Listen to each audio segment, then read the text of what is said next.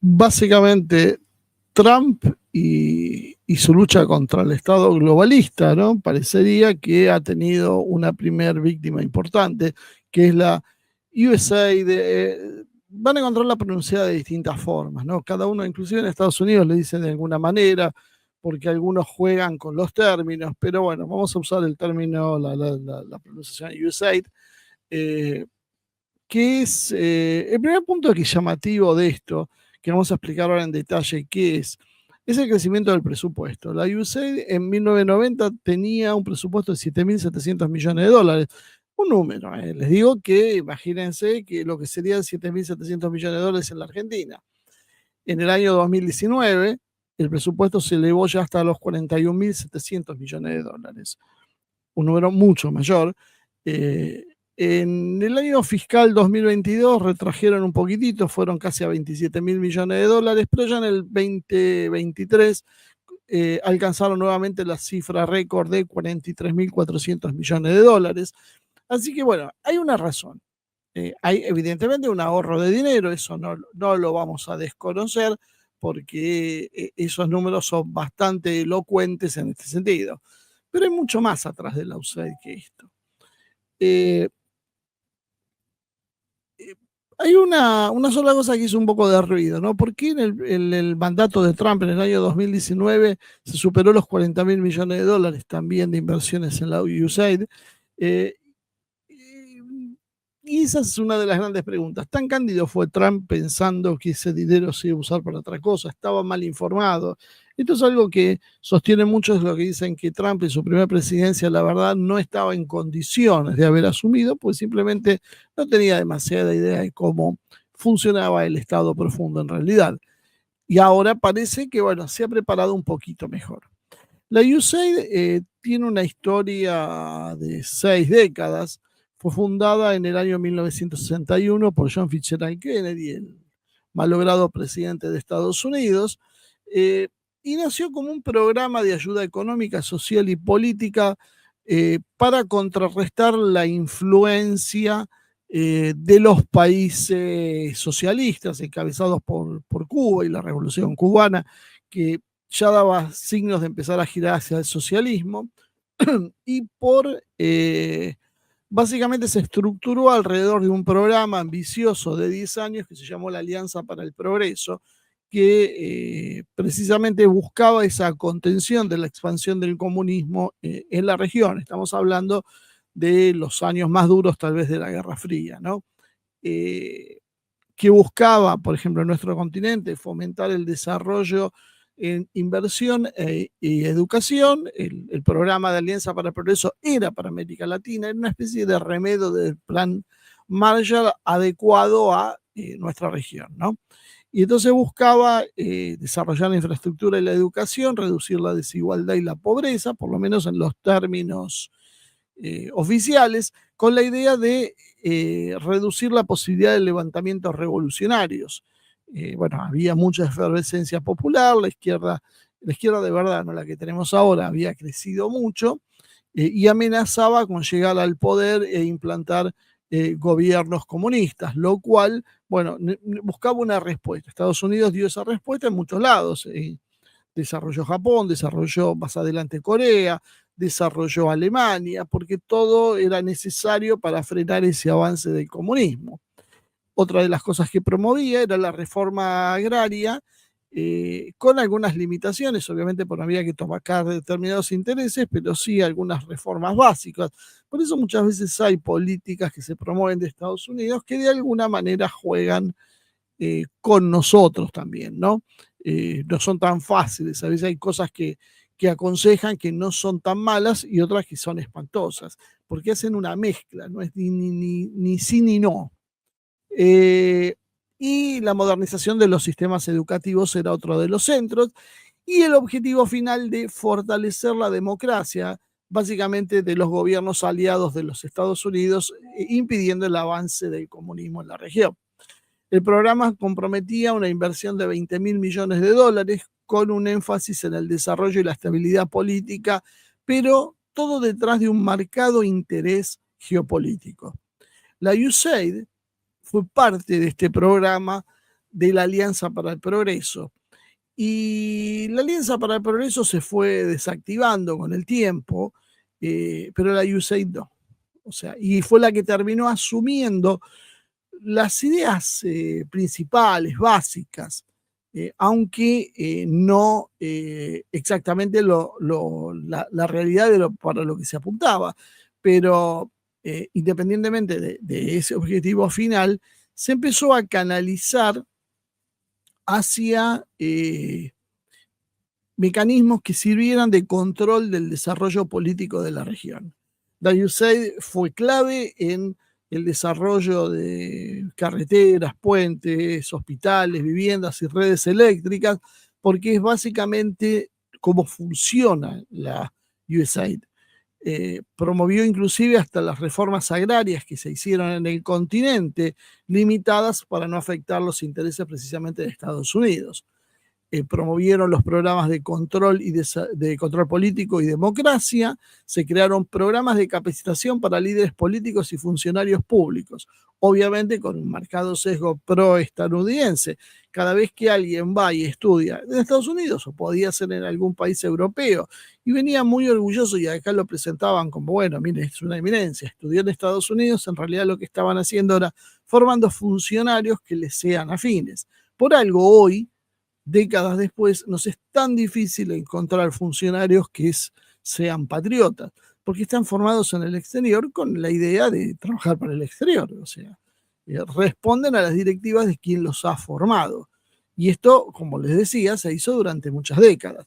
Se promovieron nuevos medios de comunicación o se reafirmaron otros, grupos políticos afines, partidos políticos y demás, todo con un generoso financiamiento, e inclusive sindicatos en distintas partes de América Latina también fueron sostenidos siempre y cuando se opusieran a la idea de la expansión de la izquierda revolucionaria, guevarista, comunista, maoísta, o la versión que sea de la izquierda. O sea, la diferencia era, bueno, básicamente controlar esto, ceder algunas cosas, dar algunas mejoras a cambio de comprar voluntades. La USAID intervino en los sistemas educativos precisamente reafirmando los valores occidentales y procapitalistas, que era parte de su objetivo. Obviamente para algo ponían la plata.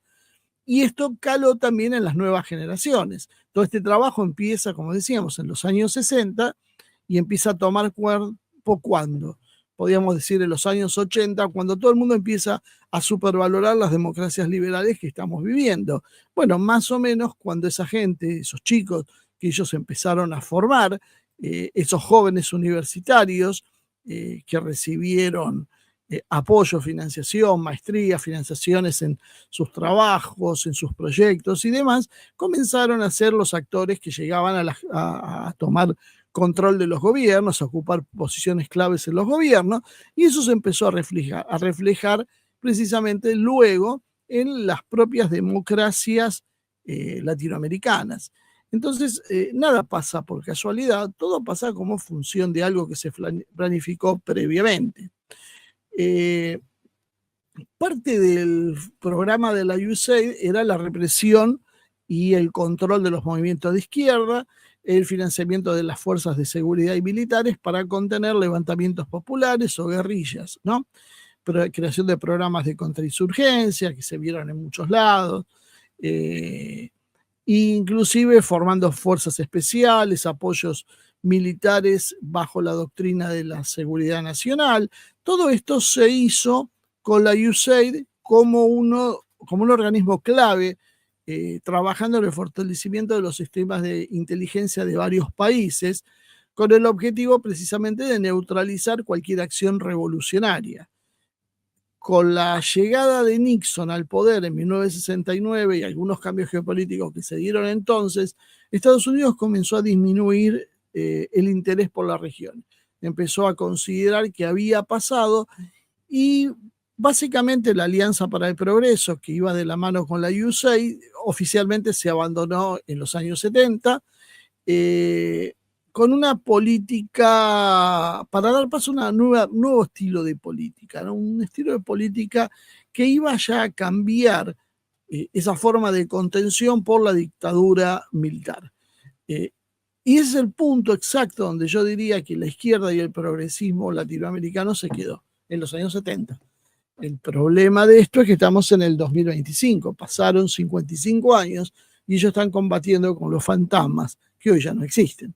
Estados Unidos cambió su política, como decíamos, generaron acciones como la del Plan Cóndor, donde se coordinaron esas acciones que fueron dictaduras militares, que hubo algunas anteriormente, eso es cierto, pero el auge fue más o menos en esa época, entre los 60, 70 y 80, para luego, ya formada la nueva generación de líderes democráticos, dar paso a las democracias liberales y mágicamente nunca más hubo un golpe de Estado en la región.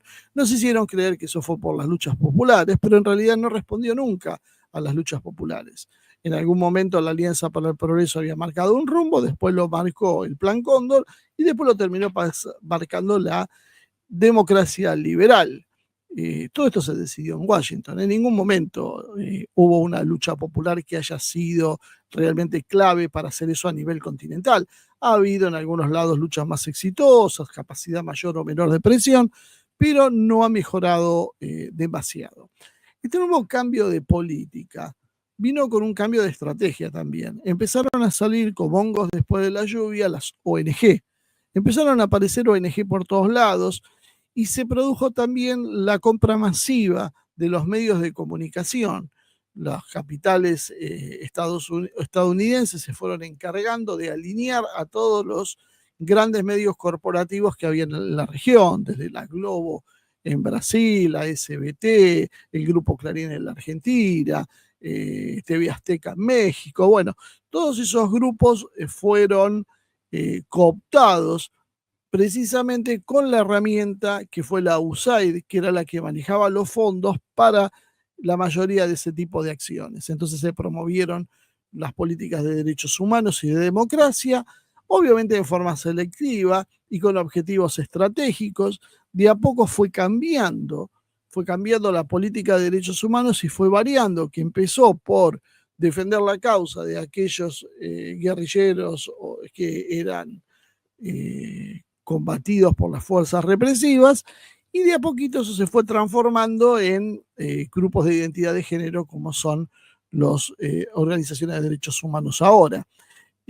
También hubo un apoyo marcado a lo que era la seguridad y el combate al narcotráfico, ¿no? A veces ligados a la militarización, como fue en el caso de Colombia, y en otros lugares no, en otros lugares marcando una agenda separada entre lo político y lo militar, pero con una base y continuación. Ya no se trataba entonces de contener al comunismo, un comunismo que ya había desaparecido en los años 90, sino de contrarrestar la influencia de China y más adelante sería la influencia también de Rusia en la región. La USAID comenzaba a cambiar su política.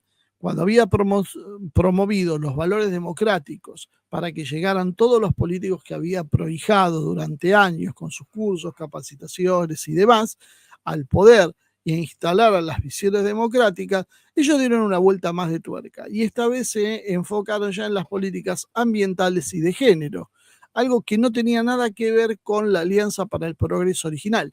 Esto es una evolución de la USAID en función de la evolución de la política exterior de los Estados Unidos.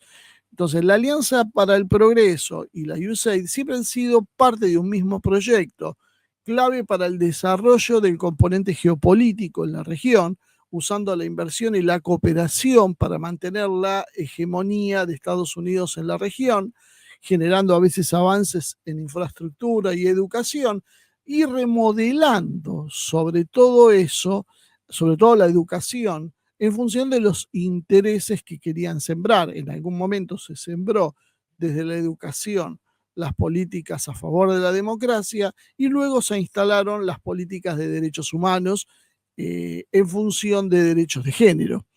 Los cambios de regímenes y competencias fueron lo que fue marcando un poco la época. La USAID alcanza hoy aproximadamente unos 10.000 empleados globales, 10.000 personas trabajan oficialmente para esto, y un presupuesto que podíamos cifrar en las últimas décadas entre 20 y 30 mil millones de dólares por año, aunque como vimos en los años recientes, fue aumentando, mostrando el interés particular que tenía Estados Unidos en el desarrollo de una herramienta geopolítica de estas características. Es un instrumento de soft power, eminentemente bajo un paraguas humanitario y de desarrollo, pero con la intención en realidad de instalar los valores que Estados Unidos decía que había que instalar. En su momento democracia, luego derechos humanos, Estado de Derecho, son las visiones que se instalaron y que se reproducen hoy en estas acciones como la que yo decía del Congreso ahí antes de empezar la charla, cuando hablaba de este diputado que se proclamaba como orgullosamente maricón. Vemos en realidad cómo estos influjos ideológicos que en alguna época fueron en un sentido, luego fueron en el sentido de las ideas woke y consiguieron empezar a sentar la gente que ellos mismos formaron en las bancas de diputados para que dicten las leyes.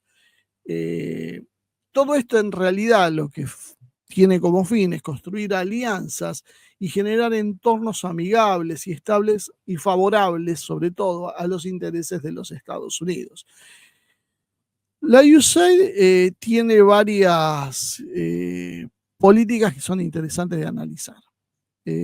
Primero, está presente en más de 100 países, con proyectos absolutamente amplios. No hay un área sola donde se desempeñen. Van desde la salud global, la educación, pasando por el desarrollo económico y la seguridad alimentaria. Todo eso dentro del ámbito de la USAID. Básicamente todo lo que nosotros vemos está dentro del ámbito de la USAID. El presupuesto es clave y muestra la importancia que le da a Estados Unidos, que ha invertido billones de dólares a lo largo de estos años. Billones de dólares con B larga. La USAID existe gracias a la ley que se llama Foreign Assistance Act, ley de asistencia exterior, sobre la cual se ha montado lo cuales tienen que ser las acciones de la USAID. Obedece a directrices del presidente de los Estados Unidos y se orienta de acuerdo a la política de los Estados Unidos, de la administración de turno, buscando una integración que tenga consideraciones de tipo políticas y energéticas. La transparencia y rendición de cuentas que tiene que tener la USAID depende básicamente del Congreso de los Estados Unidos, que hace auditorías, que pueden ser internas o externas, y de organismos como la Oficina de la Responsabilidad del Gobierno, lo que aseguraría, en teoría, la transparencia de los fondos y sobre todo el alineamiento con los intereses de Estados Unidos.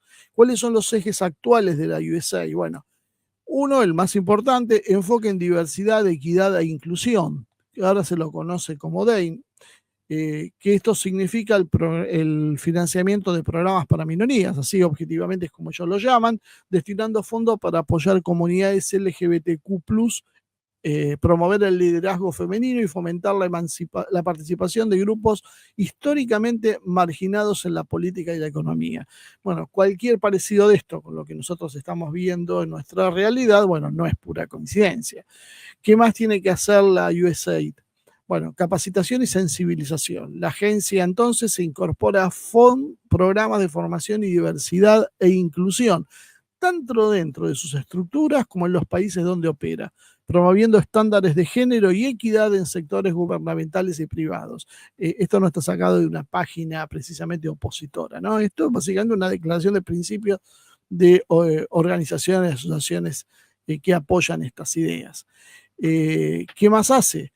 Apoya los movimientos LGBTQ+, condicionando la ayuda exterior a la adopción de políticas inclusivas hacia la comunidad LGBTQ+, lo que ha generado obviamente controversias a lo largo y ancho del mundo.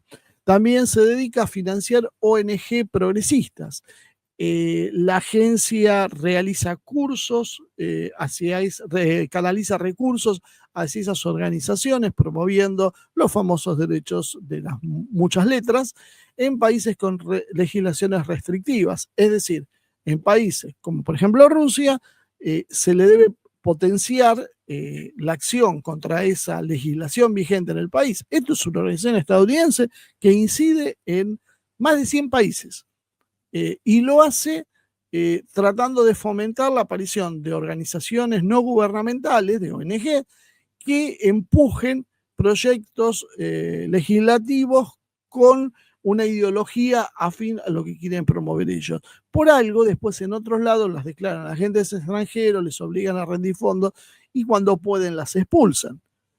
Bueno, eso, por ejemplo, es un motivo de un intento de revolución de color en Georgia, y esto tiene que ver precisamente con que las ONG parece que, bueno, es algo que motiva a todo el mundo en Georgia a salir a protestar. Bueno, evidentemente para eso funciona la USAID, y porque cuando uno ve una organización de género, cuando uno ve cualquiera de este tipo, lo que uno ve detrás es la USAID, a veces directamente o a través de organizaciones que canalizan fondos.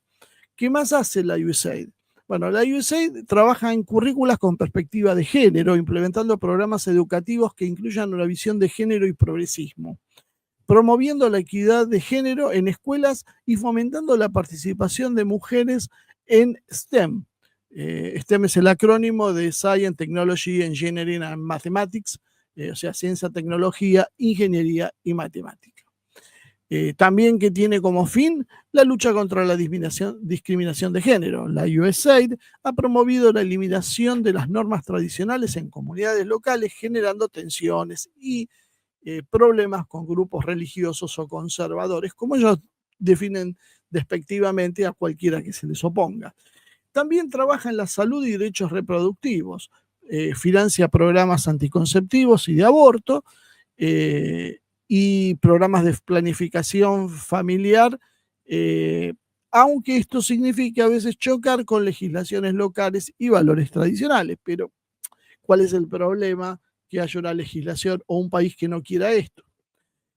Presión sobre los gobiernos para cambios normativos. La agencia ha incentivado la modificación de leyes sobre salud sexual y reproductiva, promoviendo la liberalización del aborto en naciones con restricciones. Todo esto aplaudido como avances y nuevos derechos y conquistas de nuevos derechos que tanto nos dicen nuestros legisladores y nuestros comunicadores, que ahora, bueno, nos enteramos que están financiados por la USAID. Muchos de esos comunicadores reciben dinero de la USAID, los medios que trabajan tienen una editorial sostenida financieramente por la USAID y muchos de estos legisladores han financiado sus carreras políticas, han hecho sus estudios a través de los aportes de la USAID. Por supuesto, luego responden a los intereses de la USAID. No todos han agachado la cabeza. Hungría y Polonia han rechazado los programas de la USAID al considerar que buscan socavar sus valores tradicionales y soberanía cultural. Bueno, Hungría es un país cercano hoy a Rusia, pero Polonia es uno de los países más hostiles con Rusia. Se dan cuenta cómo este problema excede los marcos de izquierda y derecha, e inclusive excede los marcos de tener la simpatía o no a Rusia. Este es un problema mucho más profundo que se ha generado, bueno, precisamente por estas políticas. En África encontramos a Uganda y a Ghana, que han anunciado la intromisión de la USAID en sus políticas internas relacionadas con la comunidad LGBTQ+. No lo viste mucho en los medios y seguramente no lo viste porque esos medios también son los que están financiados por la USAID y no te ponen noticias negativas, no van a arruinarte el humor. Pero no se quedaron solo en la cuestión de LGBTQ+, que es la que yo estoy mencionando. También trabajan en la cuestión de medio ambiente. Trabajan en la reducción de emisiones y transición energética. Para eso dan apoyo financiero y técnico a países en desarrollo hacia energías renovables, solares, eólicas o hidroeléctricas, aunque las hidroeléctricas, si las hace China, tampoco funcionan. Presión para la descarbonización de las economías en sectores como el transporte y la industria, o sea, básicamente están aplastando transporte e industria, e incentivos para que gobiernos limiten el uso de combustibles fósiles, a menudo condicionando la ayuda financiera al cumplimiento de objetivos climáticos. Adaptación y resiliencia climática, implementación de programas de resiliencia ante el cambio climático, especialmente en comunidades vulnerables a desastres naturales, proyectos de agricultura sostenible para reducir el impacto del cambio climático, en la seguridad alimentaria e inversiones en infraestructuras resistentes al clima en las zonas costeras y afectados por el aumento del nivel del mar, que yo lo veo en el mismo lugar de siempre. Pero bueno, ellos dicen que está subiendo y que vamos a estar inundados. Yo a veces le digo, fíjate si llegó al mar hasta, no, acá sería el Río de la Plata, pero no, parece que no. Pero bueno, ya va a llegar. Si nos dijeron que para esta época iba a llegar, no nos van a mentir. Programas y fondos destinados a la acción climática. Programa Climático Global de la USAID abarca 50 países y financia iniciativas para la reducción de las emisiones y adaptación al cambio climático, inversión en tecnologías limpias, aportes y recursos a empresas y proyectos en energía renovable. Fíjense qué amplio, es realmente amplio, grande el arco que avanza esto. Y fíjense qué casualidad, que los mismos diputados que levantan la mano porque son orgullosamente maricones, seguro que apoyan la agenda de género. Y seguro que además que apoyan la agenda de género, apoyan el cambio climático, la lucha contra el cambio climático. ¿Será casualidad o será que lo financia la USAID? Entonces, lo dejo pensando. Alianzas con el sector privado, trabajan con multinacionales y bancos de desarrollo. Y miren que nosotros nos habían contado que en realidad los que le habían torcido los brazos a las multinacionales había sido la marea verde. Y ahora resulta que también estaba la USAID poniendo fondos. ¿Qué habrá pesado más, no? ¿La marea verde o la financiación de la USAID? Financiamiento de organizaciones y ONGs. La USAID ha canalizado millones de dólares hacia la sociedad civil, activistas y medios de comunicación independientes en países no afines a Washington. Guarda con esto, porque son los que financian la oposición independiente, que siempre nos cuentan que la oposición independiente, miren qué casualidad. Qué interesante aparte también, ¿no? Como la USAID ha mostrado ser tan sensible en el mundo y nosotros qué malos criticándolos, ¿no? El problema es que coincidimos con Trump, que la acaba de cerrar, siendo algo tan benefactor. Seguramente nos van a decir que hacía las cosas tan buenas y una cosa tan filantrópica que Trump, porque es malo, muy malo, la cerró por eso.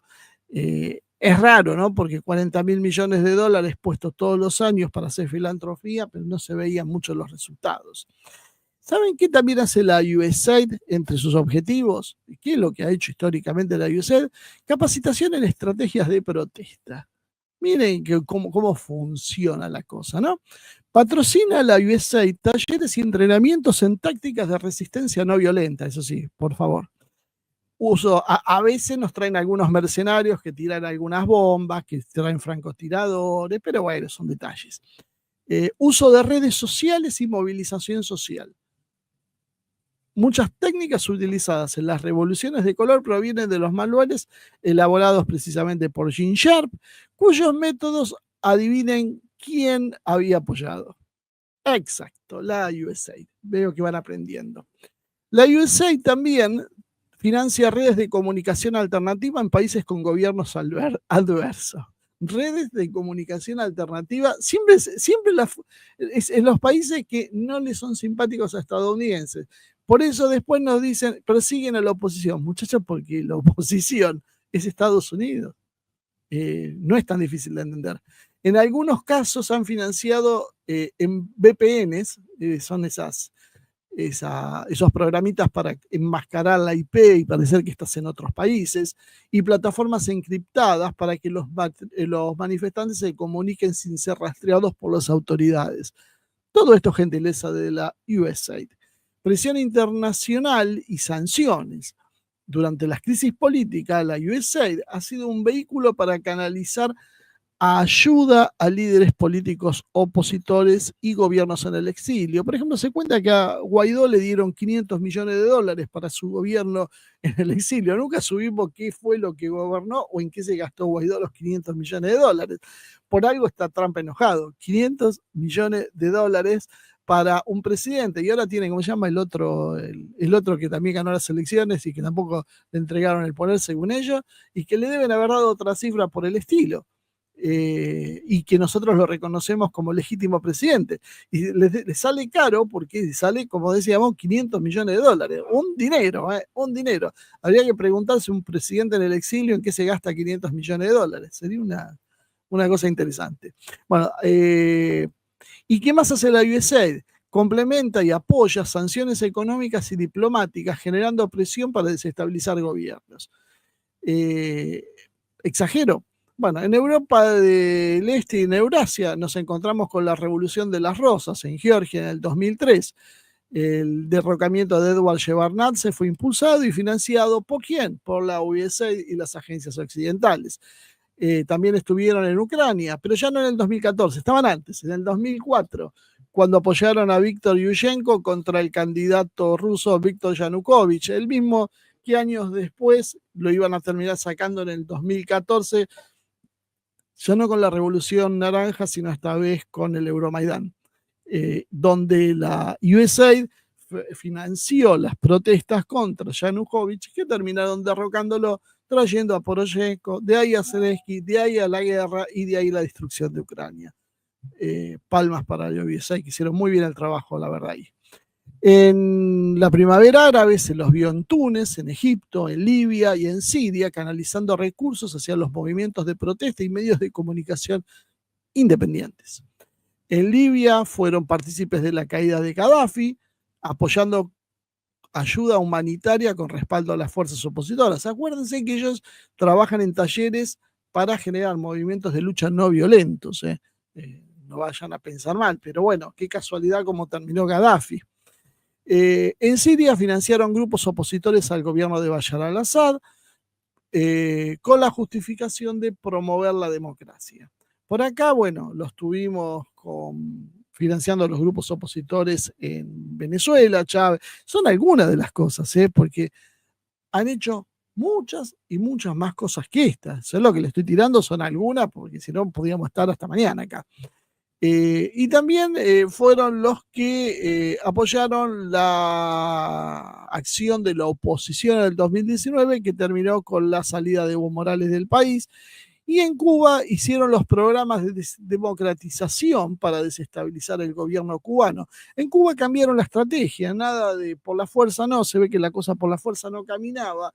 Y bueno, empezaron a financiar a Mariela Castro y algunos personajes del gobierno cubano que han introducido las ideologías LGBTQ+, esas que son tan revolucionarias y libertadoras, y desde allí están socavando el gobierno cubano, y nada bueno auguran, porque en cada lugar que se metieron las cosas no terminaron bien. Algo también estamos viendo en el gobierno de Venezuela, lamentablemente, a veces lo vemos en el lenguaje, en la retórica y en algunos gestos que se están asociando, ¿no?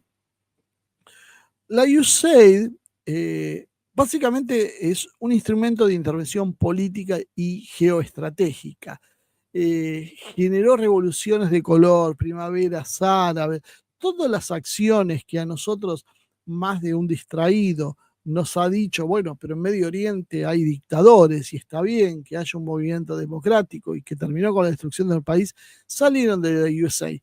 Y son los mismos que financiaron los grupos LGBTQ+, por ejemplo, en Rusia, que te financian a Femen, que te financian a las Pussy Riot, todos esos grupúsculos que aparecen haciendo escándalos y con repercusión de la prensa, que también financian ellos en Occidente para agradar la imagen de otros países, sale del mismo lado. Y eso es sobre lo cual, por ejemplo, en la Argentina ahora la oposición se está involucrando. Por eso decimos que es la oposición de Soros, porque es esto por lo que están apoyando.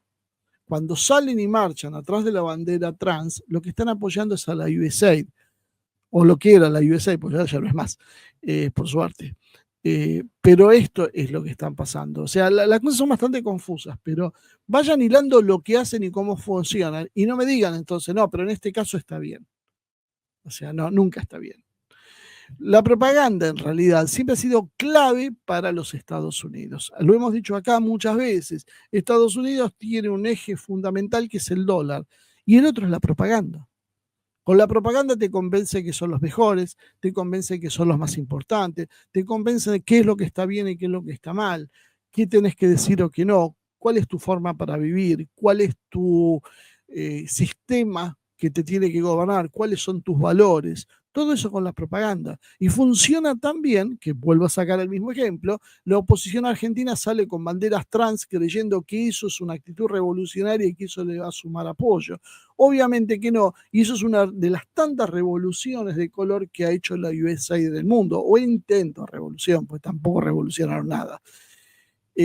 La USAID, fíjense con quién empieza a crecer exponencialmente, con George Bush, durante su mandato, luego en el de Obama, George Bush hijo, con el mandato de Obama e inclusive con el primer mandato de Trump, y lo utilizaron también para financiar operaciones encubiertas con la CIA, financiando esas revoluciones de color que hablábamos en otro momento.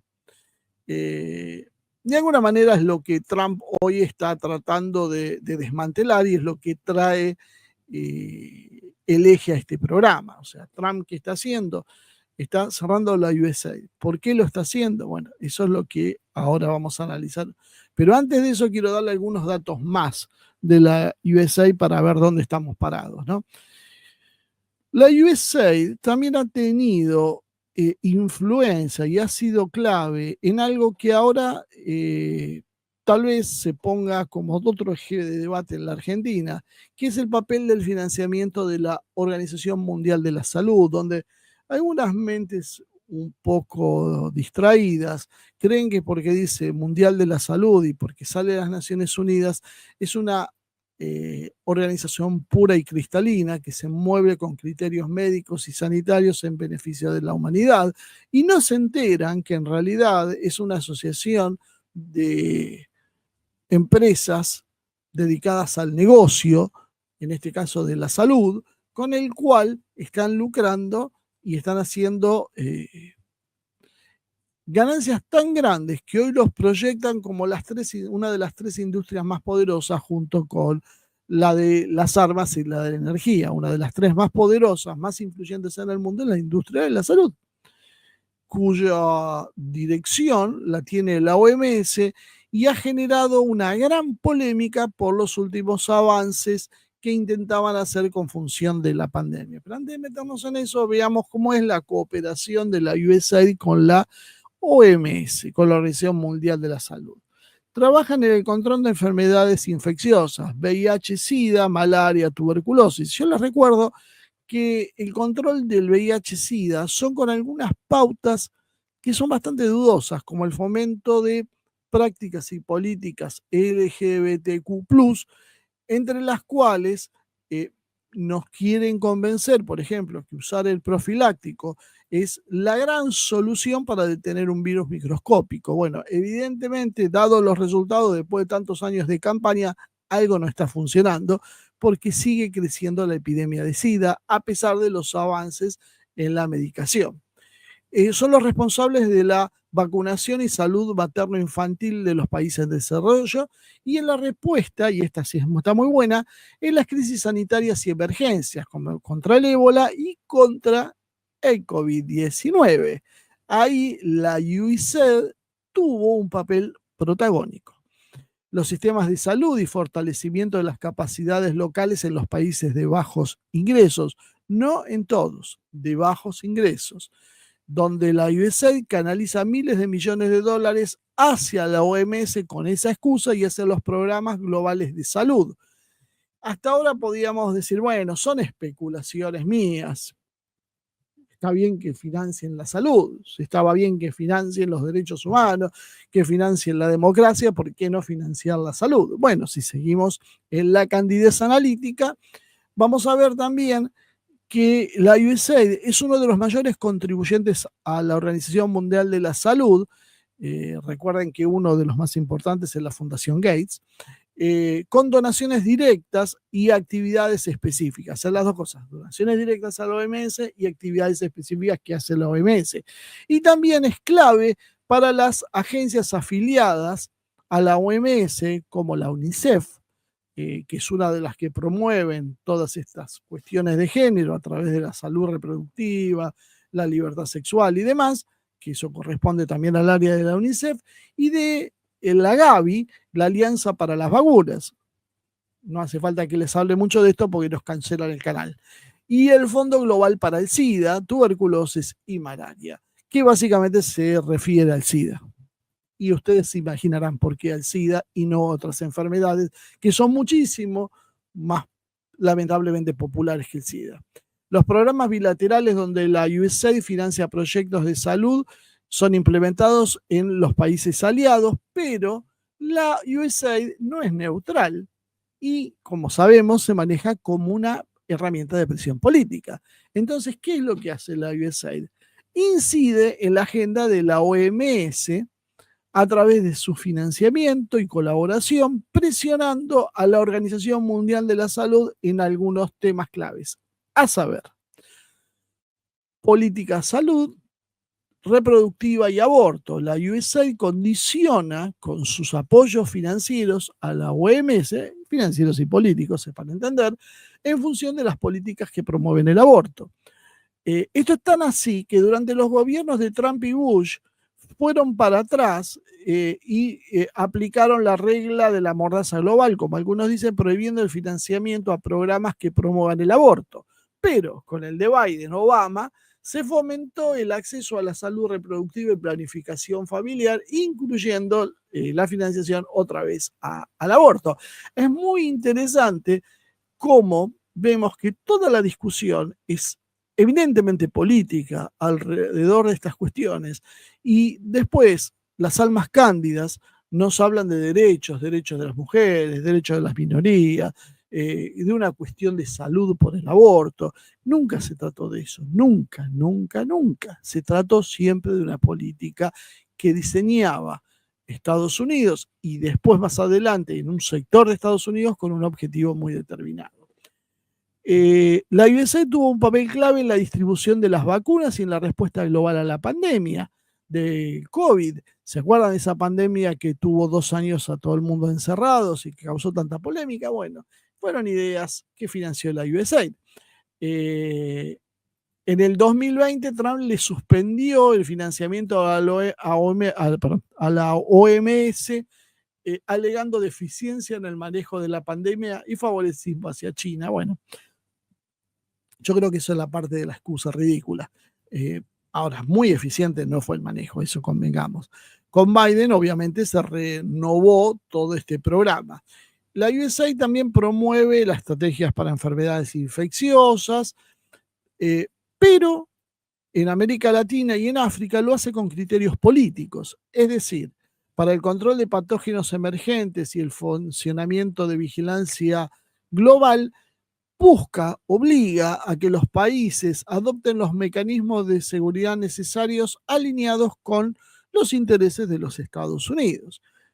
Digo, porque ahora se está tal vez poniendo en discusión esta cuestión de la OMS y yo les cuento que hay algunas cositas atrás y no importa quién decida entrar o salir, importa cuáles son las políticas y por qué resultados pueden traer. La privatización de la salud y la participación de las corporaciones, adivinen a quién encontró atrás. Precisamente a la USAID, que genera un puente entre la Organización Mundial de la Salud y las grandes corporaciones farmacéuticas y tecnológicas, permitiéndole una influencia desmesurada al sector privado en la salud pública.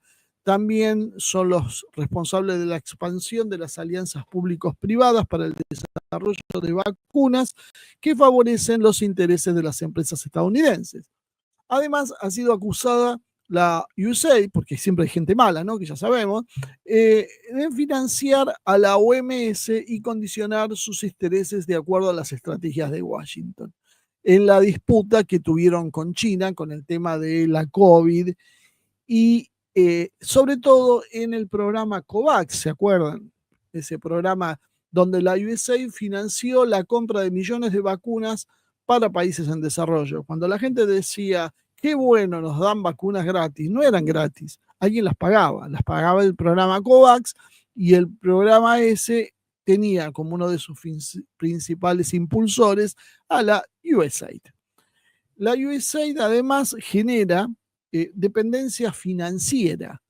De alguna manera generando esta dependencia financiera, limita la independencia de cualquier organización, empezando por la de la OMS, que ahora, obviamente, sin la presencia de Estados Unidos, va a depender básicamente de las fundaciones y de las empresas privadas. O sea, la OMS, por más que esté debajo del paraguas de las Naciones Unidas, básicamente es una organización de las corporaciones privadas. La USAID busca influir también en la designación de las autoridades de las organizaciones al estilo OMS y establecer cuáles son las prioridades de salud global. Básicamente pasan, sí, eso es verdad, por encima de las soberanías nacionales. Es muy gracioso que quien invoque la soberanía nacional sea un personaje como Javier Milei, pero lamentablemente la oposición no tiene ni pantalones para poder oponerse y tratar de mantener la soberanía, y se esconde detrás precisamente de organizaciones como la OMS para hacer la política sanitaria de las corporaciones. También promueve las agendas ideológicas. Esto es una de las críticas que se ha hecho contra la USAID, precisamente por condicionar la ayuda a los países en función de sus políticas de género, LGBTQ+, reproductivas y demás, y tiene como función negociar. Estoy hablando de lo sanitario en este momento, porque antes por ahí les pareció que ya habían escuchado esto. Lo habían escuchado porque también condiciona las políticas sanitarias precisamente a las políticas LGBTQ+, ideología de género y reproductiva. Si no estaban bien encuadradas como deberían haber sido, la USAID no apoyaba esas iniciativas. Es decir, vos tenías un brote de tuberculosis y necesitabas llegar con medicación y atención para la población y desarrollar hospitales y qué sé yo. Ok, a ver, ¿cuál es tu política contra el aborto? ¿Cuál es tu política con el LGBT? Y ahí sabías si te financiaban o no la política. Por eso ellos te financian la malaria o te financian otras cosas, porque después te la condicionan a la aplicación de otras políticas. Todo muy democrático. Además, funciona la USAID, apoya la idea de la OMS, que la OMS tenga más poder en caso de una pandemia. No sé si les suena, los más informados seguro que saben de esta historia. Lo que genera resistencia, obviamente, en países porque, como decíamos, es una pérdida de soberanía sanitaria. Algunos gobiernos han denunciado que la OMS, bajo la influencia de Estados Unidos, buscaba centralizar la toma de decisiones sanitarias globales. Ustedes dirán, en definitiva, la relación entre la USAID y la OMS es una combinación de cooperación, influencia política y disputas geopolíticas. Trabajan juntos en claves de salud global, y la USAID es el principal financiador y elemento de presión sobre las decisiones de la OMS. Ahora sí y ya con esto entramos en el último tema para ir terminando, y si me podés poner esas dos imágenes que hay ahí, ustedes van a ver algo que es el último tema que le traía hoy, que está relacionado con la USAID, que es una política en Estados Unidos está estallando, está indignando a los norteamericanos, y acá no sé si nos estamos enterando, me parece que no mucho, que tiene que ver con una denuncia que dijo Trump de que la USAID, además de todas estas bellezas que yo contaba antes, a Trump mucho, convengamos que no le interesa, eso es muy parecido sí a Milei, todo lo mide por la cuestión de plata. Y bueno, en este caso el problema es que aparentemente hay miles de millones de dólares que se destinaron a financiar cobertura médica positiva, perdón, mediática positiva de los demócratas, ¿no? Y de las acciones que hacía el gobierno democrático. Por eso Trump es que en realidad decide, no, por esto, todo lo que yo le conté, está la parte que ni siquiera están hablando, y vamos a ver si le cambian la careta, le ponen otro nombre, hacen otra organización, y sigue, porque en realidad esto es influencia global, esto es soft power, y esto lo va a seguir usando cualquier país, eso es natural. El problema es que ahora Trump denuncia a través de la red social que va que congeló en realidad la ayuda de la USAID, que muchos se escandalizaron y hoy pobres los chicos pobres que se van a quedar sin un plato de comida o sin una vacuna, pero en realidad siempre usan lo mismo, siempre usan esas cosas como excusas para las acciones que van a hacer después. Ese congelamiento obedece a que se ha dado lo que Trump llama el mayor escándalo financiero de la historia de Estados Unidos. La secretaria de la Casa Blanca, decime si lo tenés en las imágenes puestas. Decime cuáles son las imágenes. Una es una nota. Una nota y la otra es un tipo que está con Zelensky. Es un X. No, la nota de Zelensky no me la mandaste. Sí, la que dice Adam. Son mentiras que vienen de los medios rusos, sentencia el actor, el director Ben. Sí, esa es una. Arriba hay otra. La anterior. Bueno, exacto. No hice la tarea. Te dejo mientras pongo y te aviso. Decía que la secretaria de prensa de la Casa Blanca, Caroline Leavitt, reconoció que el dinero de los contribuyentes de Estados Unidos había ido a sostener suscripciones gubernamentales a medios como políticos. ¿Se acuerdan? Políticos, un medio interesante de los Estados Unidos. Bueno, Político tiene un sistema que se llama Político Pro, que es un servicio premium de seguimiento legislativo y regulatorio utilizado por las agencias gubernamentales. ¿Saben cuánto sale la suscripción a Político? ¿Cuánto pagaría usted por una suscripción a un medio? Bueno, sale $10.000 por año. Se imaginan que no es para el común de los estadounidenses, precisamente, ¿no? Vayan mirando si quieren esas imágenes, ahora las vamos a comentar. Según Trump, parece que han robado miles de millones de dólares de la USAID, acuérdense que el presupuesto era $40.000 por año, y otras agencias, porque aparte el problema se va a ir extendiendo a otras agencias, esta es una sola, para crear noticias falsas o crear buenas historias que favorecieran, ellos lo ven en su prisma, acuérdense del gobierno demócrata. A Político lo acusan en realidad de haber recibido $8 millones en subsidios, acusan también al New York Times y a Associated Press, recibiendo financiación gubernamental y subsidio. Según Kyle Becker, exproductor de Fox News, en los registros públicos de uspending.gov, descubrió que el gobierno pagó a Político $8.2 millones en un año. Aunque en realidad de la USAID solo eran $24.000, el resto eran de otros departamentos como el Departamento de Salud y de Servicios Humanos. Elon Musk, supervisor ahora del Departamento de Eficiencia Gubernamental, dijo que es un enorme desperdicio de dinero de contribuyentes y que muchos medios de comunicación van a experimentar una misteriosa caída de ingresos. No sé por qué me vino a la mente Anfibia.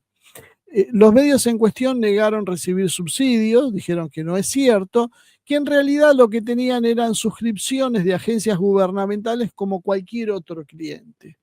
Y la CNN dijo que en realidad es una falsa teoría de conspiración de la derecha y que Leavitt hacía una afirmación falsa. La congelación de medios provocó la suspensión de altos funcionarios, despido de contratistas y paralización de programas de ayudas internacionales. Por eso hay algunos acá que se están quejando que no reciben fondos por las despóticas medidas de Trump. Y el secretario Marco Rubio, secretario de Estado, fue declarado ahora como administración interino de la USAID y aparentemente la quiere funcionar con el Departamento de Estado. Y Elon Musk la calificó directamente como una organización criminal que debería morir. Eso ustedes que están viendo ahí en pantalla son dos fotos, dos imágenes, dos capturas. Una de un actor que se llama Orlando Bloom. Yo muy bueno no soy, pero cuando uno mira la trayectoria hizo varias películas conocidas, que al tipo le dieron $8 millones, $8 millones, porque sacarse esa foto con, no sé si lo conocen, el de Busito Verde, creo que lo han visto en algún lado, ¿no? Es un tal Volodymyr Zelensky. Bueno, $8 millones pagó la USAID para esa foto, para obviamente hacer propaganda para el gobierno de Biden y para el gobierno en realidad de Ucrania, el gobierno de Zelensky. Por eso están enojados en Estados Unidos. 8 millones de dólares un actor para hacer propaganda. Y en la otra nota, que era la que mostraba Ivoni, tiene que ver con Ben Stiller. Ben Stiller es a mi juicio, espantoso actor, pero bueno, esto es una cuestión personal, que hace muy malas películas, otra cuestión de apreciación personal, que aparentemente, según denuncia Trump, cobró 3 millones, casi 4 millones, 4 millones de dólares para sacarse una foto también para visitarlo a Zelensky. En realidad se debe sacar foto también, me imagino. No vi la foto de él. Él en realidad, Ben Stiller dijo que no, que es mentira, que él fue y se lo pagó de su bolsillo. Sí, uno se imagina lo comprometido que están estos actores para ir a una zona de guerra, ir a Kiev, sacarse una foto con Zelensky, porque yo me imagino que siempre el problema que él ha tenido es la democracia y la libertad en Ucrania, ¿no? Bueno, esto eran las cosas que se dedicaba a hacer la USAID, y por eso vemos, viste, que actores, cantantes, de golpe se hacen con declaraciones a favor de los derechos de tal cosa, de tal minoría, o por Ucrania, y suben la banderita. Bueno, todo eso tenía un precio, estaba tarifado, y la plata salía precisamente de la USAID, que es básicamente del Tesoro de Estados Unidos, que decide los bolsillos de los norteamericanos. Esta es la lógica que a veces no se entiende en el exterior cuando se habla de los problemas que hay en Estados Unidos. Esto funciona con una lógica, alguien lo paga y bueno, ahí hay una pequeña bronca. Entonces, ya para ir cerrando, ¿no? ¿Podemos entender esto? Esto es una pregunta que hago medio retórica, ¿no? Desafiante, tal vez si quieren. ¿Alguien me puede explicar esto? Que no sea hablando de globalistas y no globalistas en una disputa interna en los Estados Unidos. ¿Esto me lo pueden explicar como algo de izquierda o derecha? Todo lo que estuvimos diciendo tenía algo que ver con la izquierda o la derecha. ¿Existe la izquierda o la derecha? Cuando Anfibia, que es una revista de izquierda, revolucionaria, anticapitalista, recibe dinero de Estados Unidos y nos enteramos ahora que se queja porque le cortó el dinero Trump, ¿estamos hablando de qué? ¿De izquierda también? ¿Que la persiguieron porque es de izquierda? O sea, Trump puede decir lo que se le dé la gana, pero evidentemente la cuestión pasa por otro lado. Y hay que tratar de entender la lógica de esta historia. ¿Por qué? Porque es bastante complicada cuando uno habla por ejemplo, de un medio como el New York Times, que Trump y mucha gente lo define como un medio de izquierda. O sea, el New York Times es el corazón de la propaganda estadounidense. Ese no es izquierda, ese es el medio más capitalista que hay. Lo que pasa es una versión en un juego que hay que entender para entender de qué pasa. ¿Le podemos creer a la CNN que nos habla de derechas conspirativas? O sea, este es un problema de derecha y la CNN de izquierda. ¿Realmente alguien puede creerse que la CNN es de izquierda? Entonces se supone que deberíamos alinearlos atrás de un proyecto revolucionario que encabeza la CNN. Yo creo que hay que entender que existe un sistema de práctica, de categorizaciones, que se murió, que no existe más, que ya no tiene ningún sentido. No es cuestión ahora de apelar a registros académicos, es cuestión de analizar simplemente la realidad y darse cuenta que todo esto finalmente ya no tiene más razón de ser. Hubo un cambio más que me gustaría que se entienda para saber cómo básicamente juega el mundo en este aspecto, cómo entenderlo, cómo leerlo, ¿no? Porque estamos hablando que hubo otra noticia que también está pasando desapercibida, que tiene que ver con la CIA. Trump anunció que va a haber unas modificaciones, van a reformular la CIA, ofrece un programa de retiro voluntario a los empleados, les dan 8 meses de salario y beneficios. Recuerden que en Estados Unidos Cuando te quieren echar, te dicen, como decía Trump, you're fired, y a otra cosa. No hay indemnizaciones como acá. La iniciativa, en realidad, de dar 8 meses, es llamativa, ¿no? Pero bueno, se ve que quieren desarmar esto en serio.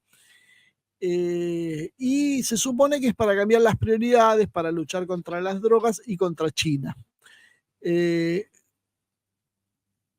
Como parte de este programa que se está implementando, se suspendieron las contrataciones, se están revisando las ofertas de trabajo, se están haciendo ofertas, se están sacando en realidad candidatos que no tenían experiencia necesaria para ingresar a la CIA, les requieren tener capacidad para maniobrar ante la guerra comercial con China y luchar contra los cárteles de la droga.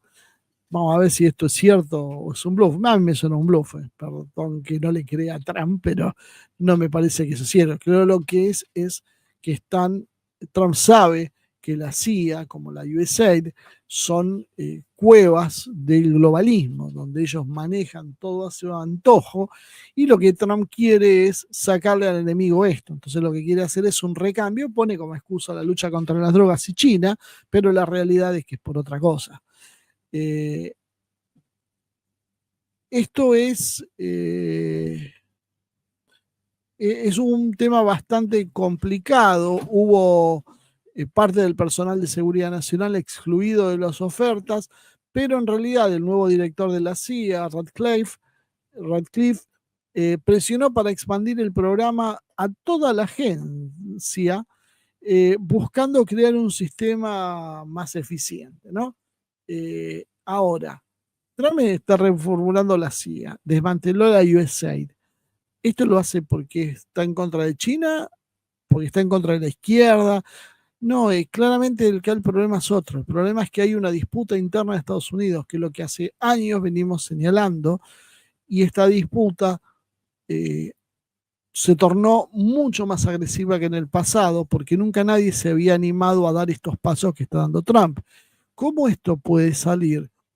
No sé, pero lo que sí pone en duda es toda la cantidad de sandeces que hacen que tengamos diputados embanderándose en bandera trans y diciendo yo soy maricón en la Cámara de Diputados, soy orgullosamente maricón, creyéndose que eso es una actitud contestataria o rebelde, o que esto tiene algo de revolucionario.